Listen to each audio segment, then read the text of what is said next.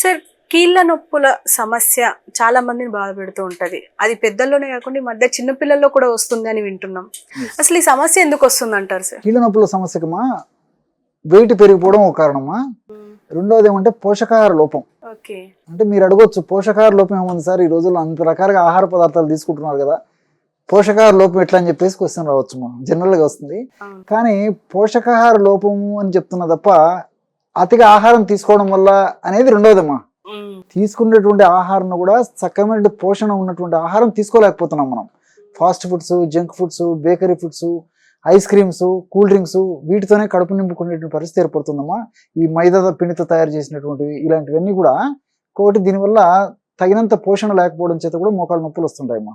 వీటికి తోడు హార్మోన్స్ ఒక ఇంబ్యాలెన్స్, ఇది కూడా కొంతవరకు కారణమైపోతుంది.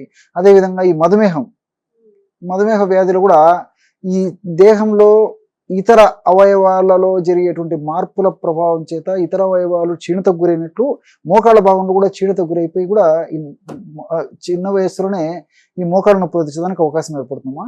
రెండోది ఏంటంటే ఈ రోజుల్లో విటమిన్ డి ఉండట్లేదమ్మా. సో మనకు సూర్యభగవానుడు ప్రత్యక్షమైన ఆశీర్వాదం తీసుకోండి అంటున్నా కానీ మనం ఆశీర్వాదాన్ని పొందినటువంటి దుస్థితిలో మన నాగరిక సమాజం ఉందమ్మా. సో ఇంట్లో ఏసీ, స్కూల్ ఏసీ, వాహనం ఏసీ, ఆఫీస్ ఏసీ, వాటినే తెలుసమ్మా. మొత్తం మన జీవితం అంతా ఏసీతోనే మన జీవితం అయిపోయింది.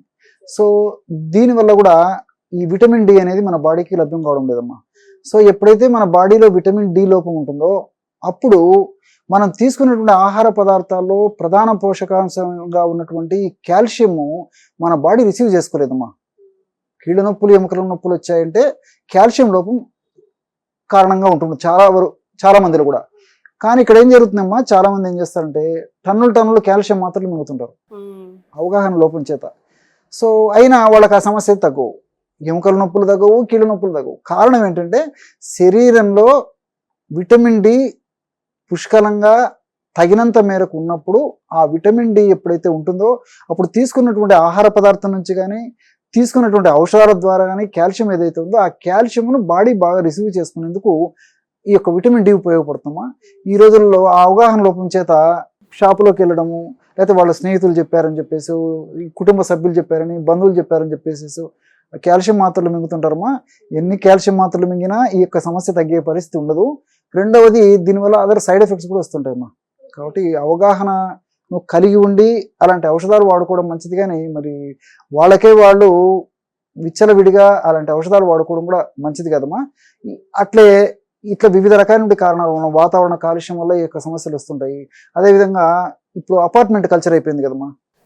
చాలా ఇళ్ళు రకరకాల కారణాల వల్ల అపార్ట్మెంట్ కల్చర్ మొదలైంది. అపార్ట్మెంట్ కల్చర్లో కూడా సరే చాలా వరకు లిఫ్ట్స్ ఉంటాయమ్మా. తప్పని పరిస్థితులు ఒక్కోసారి ఎక్కడం దిగడం చేయాల్సి వస్తుంది. ఆఫీసు అపార్ట్మెంట్స్ అయిపోయాయి, ఇల్లు అట్లాగే అయిపోయాయి. కాబట్టి తప్పని పరిస్థితులు ఎక్కడం దిగడము, స్టెయిర్ కేసు, అటువంటి పరిస్థితులు, అలాంటి కారణాల వల్ల ఈ మోకాళ్ళ నొప్పులలో ఇక సమస్యలు కలుగుతుంటాయమ్మా. రెండోది ఏంటంటే సెడెంటరీ లైఫ్. అంటే ఆధునిక నాగరిక మానవుని యొక్క పరిస్థితి ఏంటంటేమ్మా, బ్రెయిన్కు పని చెప్తున్నాడు, దేహానికి పని చెప్పట్లేదమ్మా. సో ఈవెన్ విలేజెస్లో కూడా ఆ పరిస్థితి మొదలైపోయింది. సో దీనివల్ల ఏమైతుందమ్మా, ఎప్పుడు కూర్చొని సెడెంటరీ లైఫ్ గడపడం వల్ల శారీరక శ్రమ లేకపోవడం చేత ఆ భాగాలకు, మోకాళ్ళ భాగంలోకి రక్త సరఫరా సరిగ్గా జరగకపోవడం వల్ల కూడా ఆ సమస్య చాలా చిన్న వయసులోనే కలిగేటువంటి పరిస్థితి ఏర్పడుతుంటుందమ్మా. ఇలా అనేక రకాల కారణాలు దీనివల్ల ఈ మోకాళ్ళ నొప్పుల సమస్య ఉంటుందమ్మా. ఇంకా చాలా అరుదుగా కొన్ని వ్యాధుల్లో తప్పని పరిస్థితుల్లో వైద్యులు కొన్ని రకాల ఔషధాలు, ముఖ్యంగా ఈ స్టిరాయిడ్స్ అనేటివి సూచిస్తుంటారమ్మా. మరి ఆ స్టిరాయిడ్స్ అనేటువంటి మందులు దీర్ఘకాలికంగా వాడినప్పటికీ ఎముకలు పెలుసుబారి దాని ప్రభావం చేత నొప్పులు మొదలయ్యేటువంటి పరిస్థితి ఏర్పడుతుందమ్మా. అవే స్టిరాయిడ్స్ నొప్పులు తగ్గేందుకు ఉపయోగపడతాయి, అవే స్టిరాయిడ్స్ నొప్పులు కలుగజేసేందుకు ఉపయోగపడతాయమ్మా. సో వైద్యుల పర్యవేక్షణ లేకుండా విచ్చలవిడిగా విచక్షణ రహితంగా ఎవరు పడితే వాళ్ళు ఇలాంటి మందులు వాడుకోవడం ఏమాత్రం క్షేమదాయకం కాదు, ఆరోగ్యదాయకం కాదు, ఆమోదయోగ్యం అంతకన్నా కాదమ్మా. రెండవది ఇలాంటి కారణాలు ఉన్నాయమ్మా. ఈ రోజుల్లో ఏమంటే ఇలాంటి కారణాలు ఏదైనప్పటికీ సమాజం ఎలా తయారైందంటమ్మా, సమస్య ఉంది, వీలైనంత వరకు టక్కున మెడికల్ షాప్ తీరిపోతారు, ఏదో 2 రూపాయలు 3 రూపాయలు టాబ్లెట్స్ వేసుకుంటారు. ముఖ్యంగా గ్రామ ప్రాంతాల్లో మరీ ఎక్కువగా ఉంటుందమ్మా. సో పప్పర్మెంట్ లాగా మింగేసేసి ఆ క్షణానికి ఏదో నొప్పి తగ్గించుకున్నట్లు హ్యాపీగా ఫీల్ అవుతుంటారమ్మా. దానివల్ల భవిష్యత్తులో వచ్చేటువంటి అనేక రకాల ఉపద్రవాల గురించి అవగాహన లేకపోవడం కూడా ఒక కారణమ్మా. సో ఇవి తాత్కాలికంగా నొప్పిని తగ్గిస్తాయి కానీ వ్యాధి యొక్క ఉద్భవాన్ని, వ్యాధి యొక్క ప్రోగ్రెస్ను కంట్రోల్ చేయలేమమ్మా ఈ పెయిన్ కిల్లర్స్. కానీ తెలియక తాత్కాలికంగా ఆ యొక్క కంఫర్టబిలిటీ కోసం వేసుకుంటారమ్మా. అది కూడా ఏమాత్రం ఆమోదయోగ్యం కాదమ్మా. వైద్యుల పర్యవేక్షణ మేరకు కొంతకాలం పాటు మాత్రమే వాడుకోవాలి. అది కూడా వైద్యులు కూడా అవసరం మేరకు కొన్నాళ్ళ పాటు వాడమని చెప్తారు కానీ దీర్ఘకాలం పాటు ఈ యొక్క పెయిన్ కిల్లర్స్ వాడమని చెప్పారమ్మా. అందులో ఈ పెయిన్ కిల్లర్స్ వల్ల రకరకాల సైడ్ ఎఫెక్ట్స్ అమ్మా. ఫర్ ఎగ్జాంపుల్ కడుపులో అల్సర్స్ వచ్చేస్తాయి. రెండవది ఏమంటే ఈ ఎముకలకు సంబంధించిన కొన్ని సమస్యలు ఈ మోకాళ్ళ నొప్పుల మాత్రల వల్ల వస్తుంటాయి. కొంతమందిలో ప్రేగుల చలనం తగ్గిపోవడం వల్ల మోషన్ ఫ్రీగా రాదు. అట్లే కాకుండా హెపటోటాక్సిసిటీ అంటే లివర్ కూడా, కాలేయం కూడా టాక్సిన్స్ గురైపోయి కాలేయం పనితీరు కూడా మందగించేటువంటి పరిస్థితి ఏర్పడుతుంటుంది. అట్లే వీటన్నిటి తోడు కిడ్నీస్ అమ్మా, కిడ్నీస్ పనితనం కూడా తగ్గిపోతుందమ్మా. ఎక్కువ రోజులు ఈ యొక్క మందులు వాడుకోవడం వల్ల ఏమవుతుందంటే కిడ్నీస్లో సైక్లో ఆక్సిజనేజ్ అనేటువంటి ఎంజైమ్ ఉత్పత్తి అవుతుంటుందమ్మా. సో ఈ యొక్క పెయిన్ కిల్లర్స్ వాడడం వల్ల ఏం జరుగుతుందమ్మా, ఆ సైక్లో ఆక్సిజనేజ్ అనేటువంటి ఎంజైమ్ ఉత్పత్తిని తగ్గించేస్తాయి.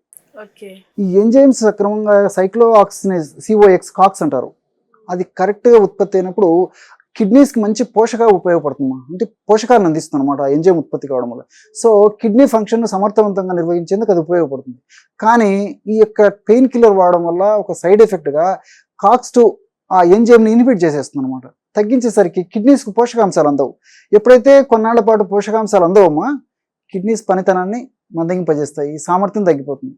ఏ విధంగా అయితే మనం 4 రోజులు 5 రోజులు ఆహారం తీసుకోకపోతే మన పరిస్థితి ఎలా ఉంటుందో, నీళ్లు లేకపోతే కొన్ని గంటల సేపు ఎలా పరిస్థితి ఉంటుందో, 2-3 రోజులు కంటిన్యూగా నిద్ర లేకపోతే మన పరిస్థితి ఎలా ఉంటుందో, సో కిడ్నీస్ కూడా ఈ యొక్క పరిస్థితి ఎదురైనప్పుడు ఆ యొక్క సామర్థ్యం సన్నగిల్లిపోయి కంప్లీట్గా ఒక్కోసారి కిడ్నీస్ పూర్తి స్థాయిలో కూడా డ్యామేజ్ అయ్యేటువంటి పరిస్థితి కూడా కలుగుతుంటుందమ్మా. కాబట్టి వైద్యుల పర్యవేక్షణ మేరకు ఆధునిక కృత్రిమ రసాయన ఔషధాలు వాడుకోవాలి కానీ మరి ప్రజలు మాత్రం వాడుకోవడం ఆమోదయోగ్యం అయితే కాదమ్మా. ఓకే సరే, ఈ కీళ్ళ నొప్పులకి అంటే శాశ్వత పరిష్కారం ఉంటుంది అంటారా, లేకపోతే లైఫ్ లాంగ్ భరించాల్సిందే అంటారా? కొన్ని రకాలైనటువంటి కీళ్ళ నొప్పులకైతే శాశ్వతమైన దీర్ఘకాలికమైనటువంటి పరిష్కారం దొరుకుతుందమ్మా. కొన్ని రకాలైనటువంటి కీళ్ళ నొప్పులు పెరగకుండా ఆపొచ్చు. మనం ఏ స్థాయిలో మనం ఔషధం మొదలుపెట్టామో అంతకంటే పెరగకుండా ఆపొచ్చు. కొన్ని రకాలైనటువంటి కీళ్ళ నొప్పులకి ఆ యొక్క వ్యాధి తీవ్ర రూపం త్వరగా దాల్చకుండా మాక్సిమం కంట్రోల్ చేయొచ్చు. ఇట్లా ఒక సమస్యను బట్టి ఔషధాలు ఉంటాయి. ఎన్ని రకాల కీళ్ళ నొప్పులు ఉంటాయి సార్? కీళ్ళ నొప్పులు రకరకాలు ఉంటాయమ్మా. ఇప్పుడు టీబీ వల్ల కీళ్ళ నొప్పులు వస్తుంటాయి. అదేవిధంగా రుమటాయిడ్ ఆర్థరైటిస్ అంటారు అనమాట. ఆ కీళ్ళ వాతం అంటారమ్మా. ఆ కీళ్ళ వాతంలో కీళ్ళ నొప్పులు వస్తుంటాయి. అదేవిధంగా కొన్ని రకాలైనటువంటి ఈ శృంగారపరమైనటువంటి అంశాల వల్ల ఈ యొక్క గోనోకోకల్ ఆర్థరైటిస్ ఇలాంటివి కీళ్ళ నొప్పులు వస్తుంటాయమ్మా. అదేవిధంగా కొన్ని రకాలైనటువంటి చర్మ వ్యాధులు, ముఖ్యంగా సోరియాసిస్ అలాంటి చర్మ వ్యాధుల వల్ల కీళ్ళ నొప్పులు, మోకాళ్ళ నొప్పులు ఇలాంటివి వస్తుంటాయి. తర్వాత వయోజనితం, కొంతమందికి ఎలాంటి కారణాలు లేకుండా వయస్సులో దేహ ధర్మాల్లో శారీరక ధర్మాల్లో భాగంగా ఆ భాగంలో క్రమక్రమంగా అవయవాలు కూడా వాటి యొక్క పని సామర్థ్యం తగ్గడం వల్ల మోకాళ్ళ భాగంలో కూడా గుజ్జు తగ్గిపోవడం వల్ల కూడా ఈ యొక్క కీళ్ళ నొప్పులు వచ్చేటువంటి సమస్య కలుగుతూ ఉంటుంది. ఇలా రకరకాలైనటువంటి సమస్యల వల్ల ఈ యొక్క కీళ్ళ నొప్పులు కలుగుతుంటాయమ్మా. దేని వల్లనే రావచ్చు? దేని వల్లనే రావచ్చు, ఒక కారణం ఉంటూ చెప్పలేము. ఏ కారణం వల్ల అయినా ఈ యొక్క కీళ్ళ నొప్పులు, ముఖ్యంగా ఇప్పుడు మీరు అడిగినట్టు ఈ మోకాళ్ళ నొప్పులు కూడా కీళ్ళ నొప్పులకు చెప్పినటువంటి కారణాలే మోకాళ్ళ నొప్పులు కూడా చాలా వరకు అనుభవిస్తాయమ్మా. అంటే వచ్చిందాన్ని బట్టి ట్రీట్మెంట్ ఉంటుందంటారు? ట్రీట్మెంట్ తీసుకోవాలి. సర్వసాధారణంగా ఆయుర్వేద ఔషధాలు అయితే అటువంటి సమస్యలు ఏ ఉన్నా ఎక్కువ సమస్యలకి ఒకే ఔషధం పనిచేసేటువంటి టెండెన్సీ ఉంటుందమ్మా. అయితే మీరు ఇచ్చే టిప్ ఏంటి సార్ ఈ కీళ్ళ నొప్పి? ఎస్ అమ్మా, ఈ కీళ్ళ నొప్పులకు యాక్చువల్గా మేమేం చేస్తామంటే ఫస్ట్ సాధారణమైన ఔషధాలు, కామన్గా దొరికేటువంటి ఔషధాలు, సింపుల్ రెమెడీసే ట్రై చేస్తామమ్మా. చాలా వరకు 100% 90% మందికి ఆ మందులతోనే తగ్గిపోతాయమ్మా. మేము ఈ గత 30-40 ఏళ్ల నుంచి ఎంతోమందికి చూస్తుంటాం కదమ్మా. ఏ ఇబ్బంది లేకుండా క్షేమదాయకంగా సేఫ్టీగా సైడ్ బెనిఫిట్స్తో సైడ్ ఎఫెక్ట్స్ లేకుండా తగ్గిపోతాయమ్మా. సో అలాంటి ఔషధాల్లో మంచి టిప్ ఒకటి చెప్తాను, మంచి రెమెడీ, బాగా ఉపయోగపడుతుంది, అందరికీ అందుబాటులో ఉంటుంది, ఈజీగా వాడుకోవచ్చు, ఈజీగా లబ్ధి పొందవచ్చు, ఈజీగా ఆ సమస్య నుంచి బయటపడవచ్చు అమ్మా. ఎలాగంటే దాల్చిన చెక్క. ఇప్పుడు దాల్చిన చెక్క మీకు తెలుసు కదమ్మా, ఒంటింటి సుగంధభరితమైన ద్రవ్యము.